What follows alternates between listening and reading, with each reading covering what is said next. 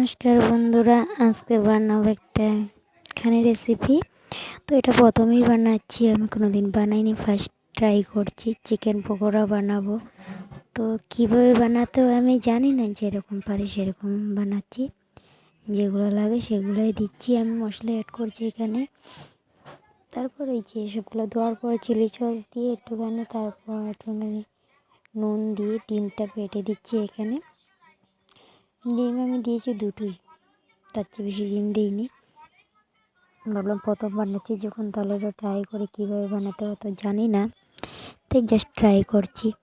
এই যেখানে দুটো ডিম দিয়ে দিচ্ছি, তারপর এখানে ম্যারিনেট করে নেব। তারপর দিয়েছি ওই কাশ্মীরি লঙ্কা, মানে কালারিং হওয়ার জন্য একটু মশলা দিয়েছিলাম। তারপর একটু নুন দিয়েছি, নুন দেওয়ার পর একটুখানি হলুদও দিয়েছি, কারণ আমি তো জানি না কীভাবে বানাতে হয়, তো যেভাবেই পারি সেভাবেই বানাচ্ছি। কী কী মশলা লাগে তা জানি না, আপনারা যদি জেনে থাকেন তাহলে অবশ্যই কমেন্ট করে জানাবেন। নেক্সট বার আবার বানাবো, তার জন্য তো আমি যেভাবে পারিছি বানাচ্ছি এখানে। সেটা বলতে বলতে যে এখানে আমি সব কিছু একসাথে অ্যাড করে নিয়েছি। তারপর এখনও হয়নি চিকেনটা করা। তারপর ভালো একটু চাউলের গুঁড়োটা দিয়ে দিই। চাউলের গুঁড়ো তো আমি দিইনি প্রথমে, তারপর চাউলের গুঁড়ো এখানে অ্যাড করে নিচ্ছি। আবার অ্যাড করে কয়েক মিনিট রেখে দেবো।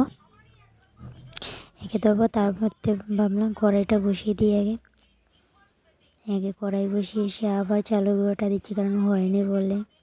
যেখানে আবার দিলাম চালের গুঁড়ো। দেওয়ার পর তেলটা আমি বসিয়ে দিয়েছি কড়াইতে। তেলটা গরম হওয়ার পর এখানে আমি চিকেনগুলোকে ভেজে নিচ্ছি।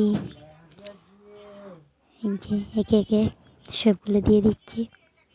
আর হ্যাঁ, চিকেনগুলো ভাজা হোক, তারপরে মধ্যে বলে দিই যে আমার যদি ভিডিওগুলো আপনাদের ভালো লাগে তাহলে লাইক কমেন্ট শেয়ার করে পাশে থাকবে, আমাকে সাপোর্ট করবেন প্লিজ। আমিও আপনাদের সাপোর্ট করবো, পাশে থাকবো। আপনারা যদি সাপোর্ট না করেন আমাকে, তাহলে আমি কী করে করবো বলুন। এতটুকুই আমার ভিডিও আজকের মতো। তো চিকেনগুলো ভেজে লাস্ট ভেজে খেয়ে নেবো আপনার। তো ততক্ষণে আপনারা দেখে নিন কী করছি আমি। এই যে চিকেনগুলো ভাজা হচ্ছে এখনও।